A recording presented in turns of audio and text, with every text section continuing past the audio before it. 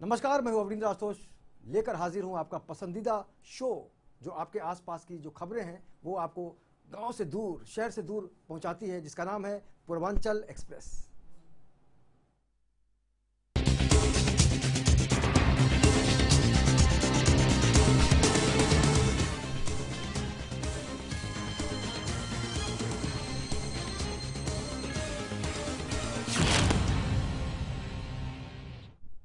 यानी गांव की खबर, शहर की खबर जिसको आप मिस करते हैं, उसी लिए हम आपके लिए लेकर आते हैं पूर्वांचल एक्सप्रेस। तो चलिए दनादन बढ़ाते हैं पूर्वांचल एक्सप्रेस की गाड़ी और उतरते हैं खबरों के एक एक स्टेशन पर। चलिए बढ़ते हैं। महोबा में एक प्रेमी युगल के शव गांव के ही एक मंदिर में मिलने से सनसनी फैल गई है। शवों के पास से पुलिस को 12 बोर का एक तमंचा भी मिला है। घटना की सूचना मिलते ही पुलिस मौके पर पहुंची। शुरुआती जांच में पुलिस प्रेमी युगल की मौत को आत्महत्या के नजरिए से देख रही थी। बताया जा रहा है कि मृतकों के परिवारों के बीच मेल जोल तो काफी अच्छा था, लेकिन अलग अलग धर्म से होने के कारण दोनों परिवार इस रिश्ते के लिए राजी नहीं थे और क्लाइमेक्स में इस तरह की घटना सामने आई।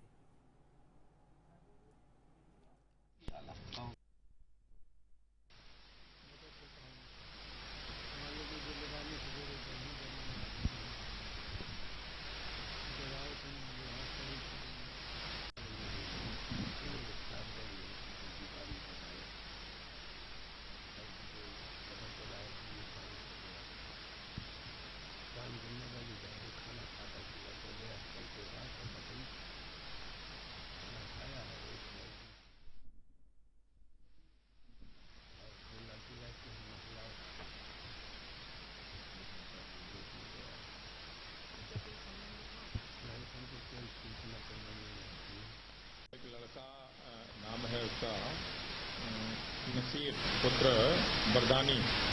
इसकी उम्र है 21 साल और लड़की है साधना 16 वर्ष की। ये कुशवाहा जात की है। लड़की के घर आना जाना था एक दूसरे के यहाँ अच्छे संबंध से। लड़की लड़के का आपस में प्रेम संबंध बताया गया है जो चर्चा थी। कल की बात है। कल इससे पहले एक दिन पहले या उसी दिन घर में मारपीट की बात आई थी। हो सकता है कि ये प्रकरण जानकारी हुई हो तो लड़के के घर वालों ने उसको डांटा डपटा था, मारपीट भी किया था, ऐसा जानकारी मिली है। और कल अपने पिता के साथ लड़का खाना खा के और जहां वो लेटने जाता था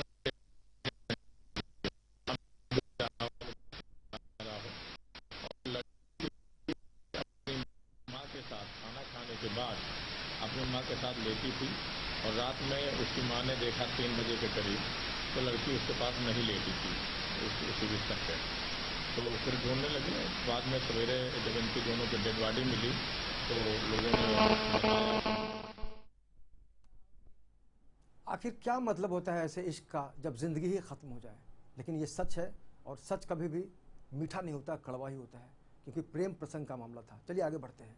उत्तर प्रदेश पुलिस पर आए दिन बदसलूकी और प्रताड़ित करने के गंभीर आरोप लगते ही रहते हैं।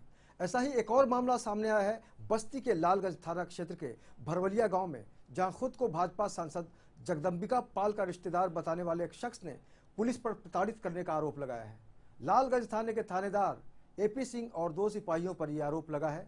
पीड़ित का कहना है कि उसे थानेदार साहब गाली देने के आरोप में हवालात में डालकर प्रताड़ित करते थे, लेकिन उसने ऐसा कुछ भी किया ही नहीं। बताइए आखिर ये सब क्यों हो रहा है मेरे साथ?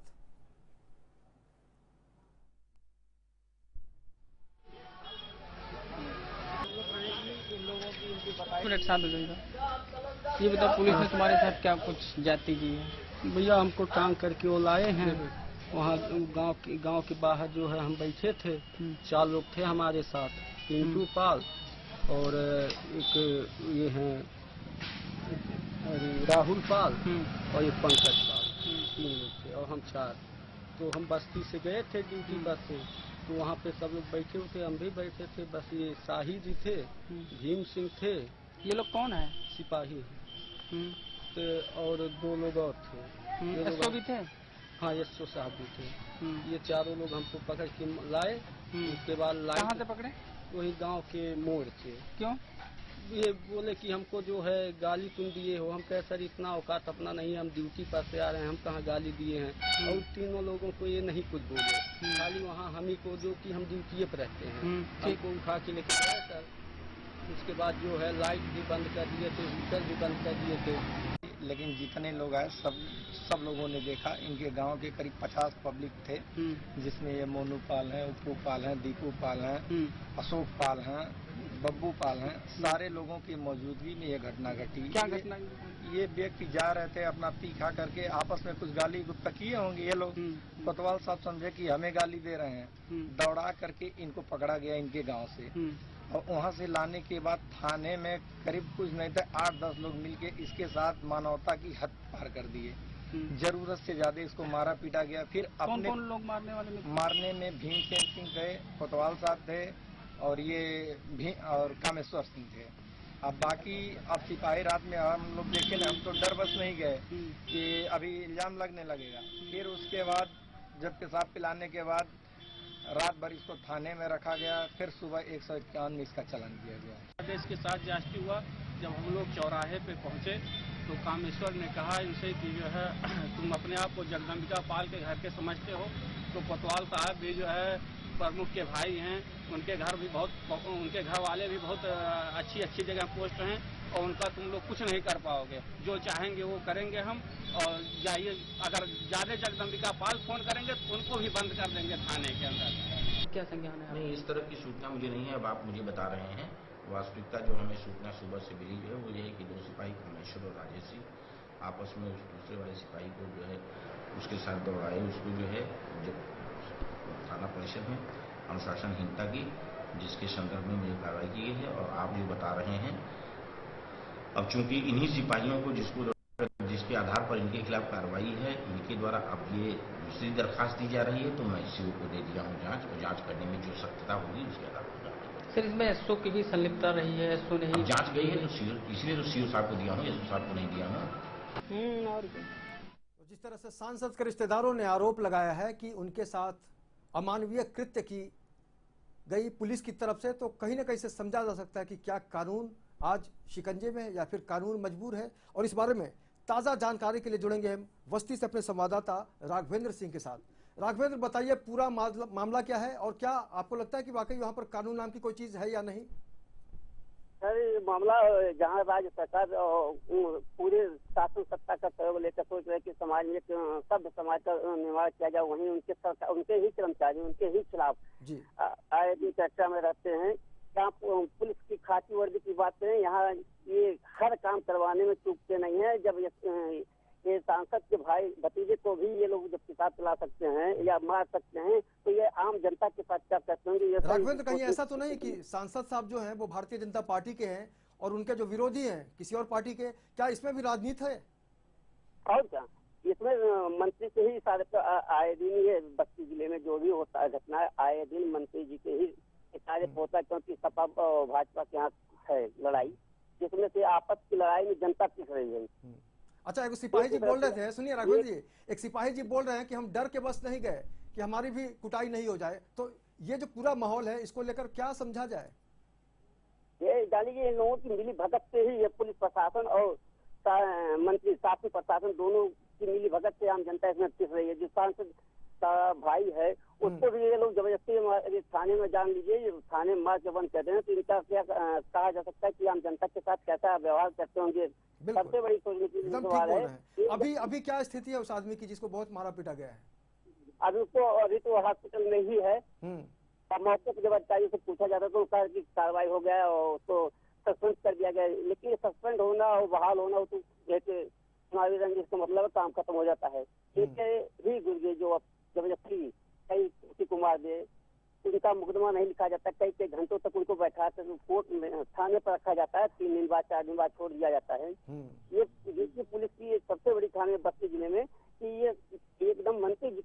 पर ही जी मंत्री जी के कहने के लिए पूरी पुलिस प्रशासन चल रही है, क्योंकि चुनाव आ गया है, इसीलिए कुल मिला के पॉलिटिक्स है, इसलिए इतना टेंशन है। इस तमाम जानकारी के लिए राघवेंद्र जी आपका बहुत बहुत शुक्रिया। तो उत्तर प्रदेश में इस तरह की घटनाएं आम है कि अगर आपके पास पावर है, आपके पास दौलत है, तो हो सकता है आपकी दुश्मनी कई लोगों से बढ़ जाए। और यही कारण है कि बस्ती में ये जो घटना आई है सांसद के रिश्तेदारों के साथ, ऐसे में कहा जा सकता है कि भारतीय जनता पार्टी बनाम सरकार में जो लोग हैं उनके बीच कहीं ना कहीं से कोई मनमुटाव जरूर है।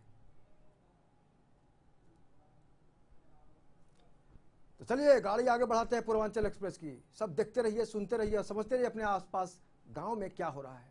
प्रदेश सरकार और प्रशासन जहां पंचायत चुनाव शांतिपूर्ण तरीके से कराने की कवायद में लगा है, तो वहीं सत्ता के नशे में चूर राजनीतिक दल जमकर आचार संहिता की धज्जियां उड़ा रहे हैं। बस्ती में सड़कों पर इन दिनों चुनावी होर्डिंग्स की बाढ़ आई हुई है।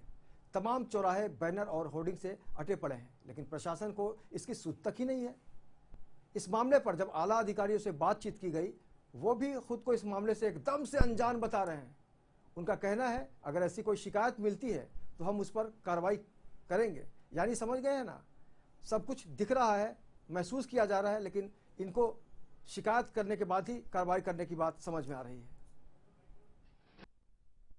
असलहों का जहां तक ये है कि जहां पर असलहों का प्रयोग भय प्राप्त करने के लिए किया जाएगा, वहां तो उन अभ्यर्थियों के खिलाफ कार्रवाई की जाएगी और उनके असलहे निरस्त भी कराए जाएंगे। असलहों की जमा कराए जाने के संदर्भ में माननीय उच्च न्यायालय ने जो है कुछ दिशा निर्देश दिए हैं, जिसके अंतर्गत उन्होंने जिले स्तर पर जो है जिलाधिकारी की अध्यक्षता में एक स्क्रीनिंग कमेटी बनाई है कि किसके असलहे जमा कराए जाएंगे और किसके असलहे जो है नहीं जमा कराए जाएंगे।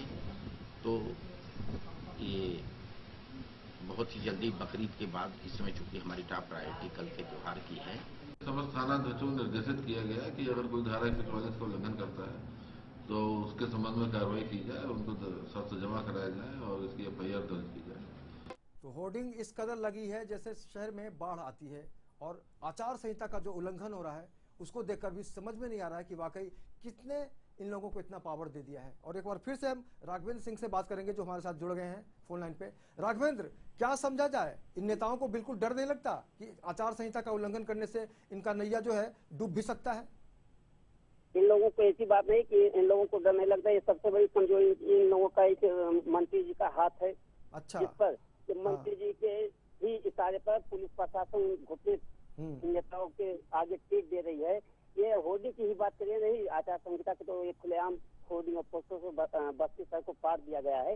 ये नेताजी जो हमारे हैं इस समय भी वो बंदूक लेकर खुलेआम सड़क पर चलते हैं और उसके बाद भी वोटिंग करने करते हैं।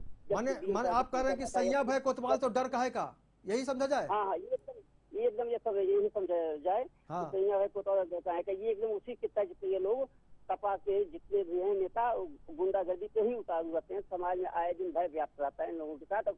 खुलेआम बीच मार्केट में बंदूक लेकर ये वोट करने शुरू कर रहे हैं, आचार संहिता की खुलेआम धज्जियां उड़ा रहे हैं। जिसमें से डीएम से पूछा गया इस पर, तो उन्होंने कहा कि हाँ इस पर कार्रवाई की जाएगी। कार्रवाई के नाम पर डीएम एसपी खाली कागजों में ही कार्रवाई करते हैं, उसके मौके पर ये लोग कुछ नहीं करते हैं, क्योंकि ये शासन सत्ता के आगे मीडिया वालों को तो सब कुछ दिख जाता है। जैसे आपको होर्डिंग दिखाई, पोस्टर दिखाई पड़ गया, बाकी लोगों को दिखाई क्यों नहीं पड़ता है? अगर हम प्रशासन से जोड़कर देखें, कानून से जोड़कर देखें, तो उन लोगों को सब नहीं दिखता है क्या? अगर ये लोग देखेंगे तो इसी वक्त अगर इतनी टाइम होर्डिंग देख रहे हैं, उसी वक्त इनका ट्रांसफर हो जाता है, आधे घंटे 1 घंटे के अंदर इनका ट्रांसफर हो जाता है। इतना लोग ये पावर में है।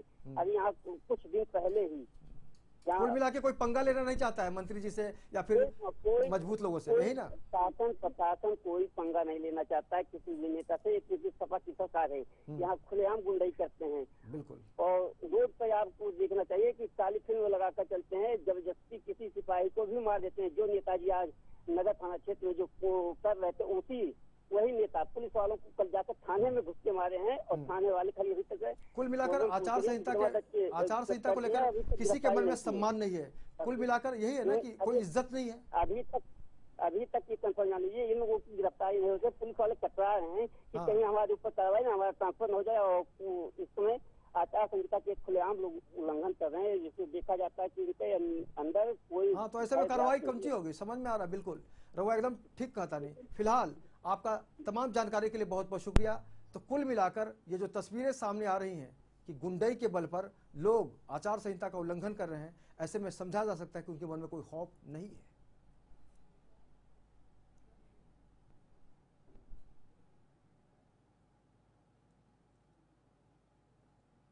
यूपी में भैया कुछ भी हो सकेला, कानून अलग बा, सिपाही जी अलग बाड़न, लेकिन जो दबंगई बा, गुंडई बा, वो अपने जगह सबसे मजबूत ढंग से खड़ा बा। लेकिन जनता फैसला करी, कहा कि लोकतंत्र में सबसे बड़ा हथियार जनता के पास होला। फिलहाल वक्त हो गया एक छोटे से ब्रेक का। ब्रेक के बाद हम फिर हाजिर होंगे, पूर्वांचल एक्सप्रेस की गाड़ी बढ़ाएंगे और फिर उतरेंगे खबरों के एक स्टेशन पर। तो अभी ब्रेकवा ले लेता नहीं।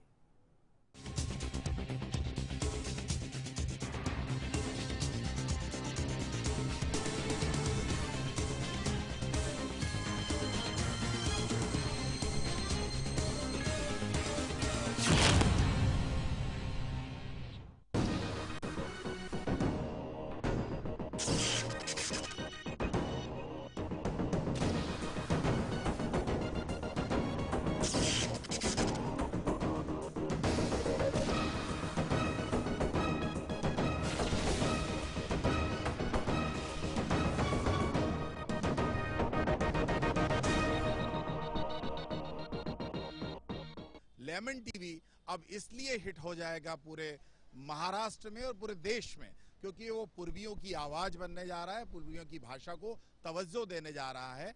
इसलिए मेरी शुभकामना भी है और आशा है कि सुपरहिट लेमन होगा। जी नमस्कार, मैं सुरेश शुक्ला, गायक संगीतकार। पूर्वांचल एक्सप्रेस के समस्त दर्शकों को बहुत बहुत बधाई देता हूं। उत्तर प्रदेश, बिहार, तमाम अपने गांव जवार की न्यूज़ देखें, खुश रहें। धन्यवाद। मैं हूं निर्माता, निर्देशक और संगीतकार राजकुमार पांडे और आप सब देख रहे हैं पूर्वांचल एक्सप्रेस। और मैं बहुत सारी शुभकामना देता हूं कि चैनल उस तरह चले, प्रोग्राम उस तरह चले जिस तरह से गंगा जमुना का धारा चलता रहता है, निरंतर बहता रहता है, उसी तरह जो एक्सप्रेस है ये अपने आप में एक रफ्तार में चलता रहे। धन्यवाद।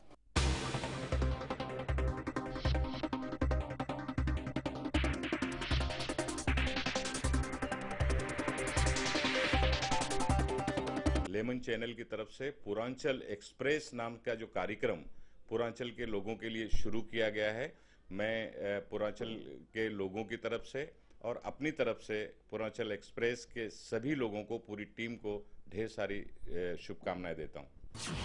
खबरों की परख हूं सैयद जैदी और काफी दिनों के बाद एक बार फिर आप मुझसे रूबरू हैं।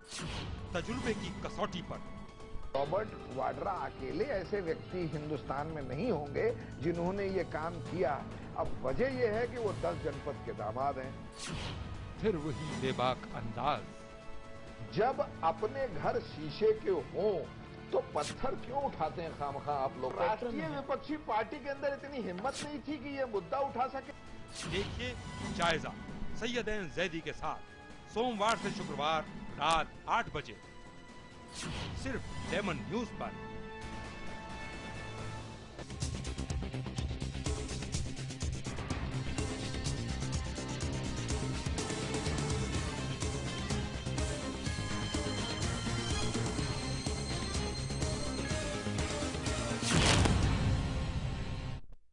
ब्रेक के बाद रोलगन के बहुत बहुत स्वागत बा। एक कहावत बहुत ही मशहूर है, आप भी शायद समझते होंगे और महसूस भी करते होंगे कि लालच बुरी बला। ऐसी ही अगली खबर है। महोबा में जमीन विवाद 2 सगे भाइयों में इतना बढ़ गया कि छोटे भाई ने बड़े भाई के परिवार पर धारदार हथियार से हमला कर दिया। हमले में परिवार की 2 महिलाओं समेत 4 लोग बुरी तरह से घायल हो गए, जिन्हें अस्पताल में इलाज के लिए भर्ती करा दिया गया है। ये होती है प्रॉपर्टी का विवाद। 1 बजे से कहते हमारी खूनदारी सब ने अपने नाम करा दी चाचा ने, तो बेकाट में आए थे और हमको कह रहे थे कि फैसला करना है, यहाँ पे आ जाओ, तुम्हारी खेती हम लौटा रहे हैं। इसके बहाने से उनने हमें बुला लिया वहाँ पे खेत पर। हम चले गए, वहाँ पे बैठ गए। बैठे के अलावा वो जो औरत थी उसकी पत्नी साहब की संतोष, तो वो कहने लगे कि देखो हम आपको कर लो, हम तुम्हें खेती के में खेती हमारे खेती में खा नहीं तो बनाया कि पास बस वहाँ चले जाएंगे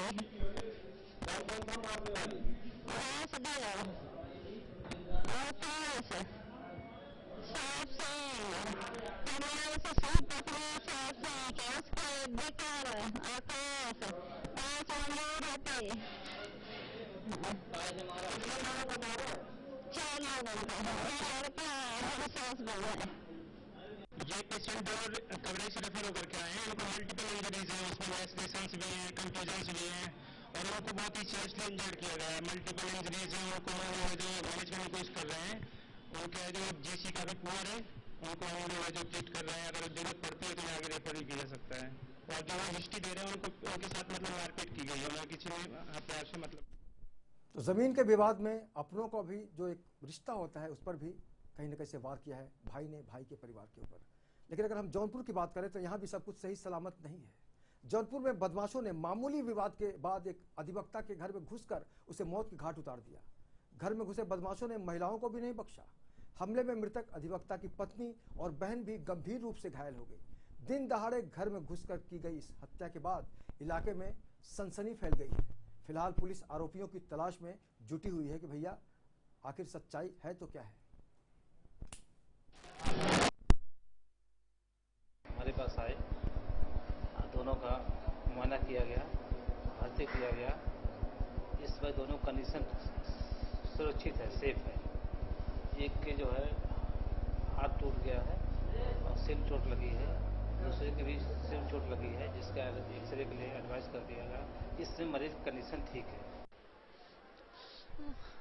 हमारे घर कोई नहीं थे, सिर्फ हमारी 2 नंद थी, हम थे। और उसके बाद उन लोग गाड़ी देते हुए बाकी और सब कुछ लेके हमारे घर में चले गए। हम रोटी बना रहे थे, हमारी एक नंद द्वार बटोर रही थी, एक बरामदा। उसके बाद हम लोग को मारने लगे। हमारे आदमी एक को लम्बे तो वो आए, उसके बाद उसको सब पीटने लगे। हम लोग बचाने में तीनों के एकदम बाकी से मार दिए। हम लोग एकदम से वो हो गए।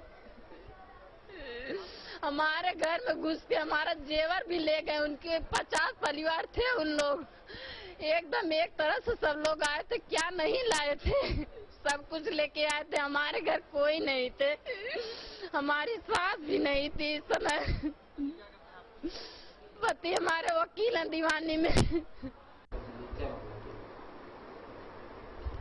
थाना शाहगंज अंतर्गत सूरी समदीपुर गांव में जितेंद्र यादव एक अधिवक्ता है, उन्हीं के पड़ोसी, उनके घर के बगल के रहने वाले शिव प्रकाश यादव का रास्ता उनके घर के बगल से होके जाता है। बताया गया कि आज वो जितेंद्र यादव घर पे पंपिंग सेट से पाइप लगा करके उस रास्ते के ऊपर से पाइप ले जा करके खेत की सिंचाई कर रहे थे। दिन दहाड़े एक वकील के घर में घुसकर उसकी हत्या कर दी जाती है, उसके घर की महिलाओं पर हमला किया जाता है। ऐसे में सबसे बड़ा सवाल कि वाकई सुरक्षा नाम की कोई चीज़ यहाँ पर है कि नहीं। और इस बारे में ताज़ा जानकारी के लिए हम जुड़ेंगे हमारे संवाददाता अमित गुप्ता के साथ। अमित, बताइए पूरा मामला क्या है, क्या बिल्कुल कानून व्यवस्था नहीं है, सुरक्षा की क्या व्यवस्था है वहाँ पर? जी, आपको बता दें कि यह मामला शाहगंज के समदपुर गांव का है, जहां एक पड़ोसी ने ही अपने पड़ोसी पे धारदार हथियार से हमला करके उसकी हत्या कर दी। पूरा मामला ये है कि मामूली विवाद था, पानी को लेकर ही ये सारी हत्या को मतलब अंजाम दिया गया। पानी के लिए खून की नदी बहा दी, पानी के लिए खून की नदी बहा दी। जी जी, मामला विवाद जो है पानी को ही लेकर हुआ, जिसपे इस बारे में हम लोगों ने पुलिस अधिकारियों से बात किया तो उन लोगों ने कहा कि मुकदमा दर्ज कर लिया गया है और अभियुक्तों की खोजबीन शुरू कर दी गई है। अच्छा, तो अभी क्या व्यवस्था है वहाँ पर? उनको अंदर खौफ है या फिर उनको किसी ने समझाने की कोशिश की कि आप लोग डरिए मत, आगे सब ठीक ठाक हो जाएगा? जी, समझाने का तो प्रयास किया गया है, लेकिन माहौल वहाँ पे काफी खराब है और सुरक्षा के मद्देनजर एक प्लाटून पीएसपी और पुलिस तैनात कर दी गई है। चलिए, तमाम जानकारी के लिए आपका बहुत बहुत शुक्रिया अमित गुप्ता जी। निश्चित रूप से कहा जा सकता है कि वाकई अगर दिन दहाड़े इस तरह की घटनाएं सामने आती है तो सबसे बड़ा सवाल सुरक्षा को लेकर है।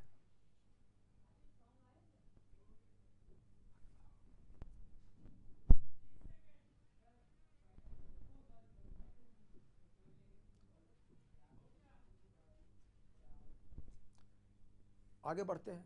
गोरखपुर में एक कार्यक्रम में शामिल होने गई बहराइच से सांसद साध्वी प्राची ने बनारस में साधुओं पर हुए लाठीचार्ज की निंदा करते हुए यूपी पुलिस को जमकर कोसा। वहीं प्रदेश की सपा सरकार पर निशाना साधते हुए उन्होंने कहा कि सूबे में सुशासन नाम की कोई चीज ही नहीं है, यहां कंसराज चल रहा है।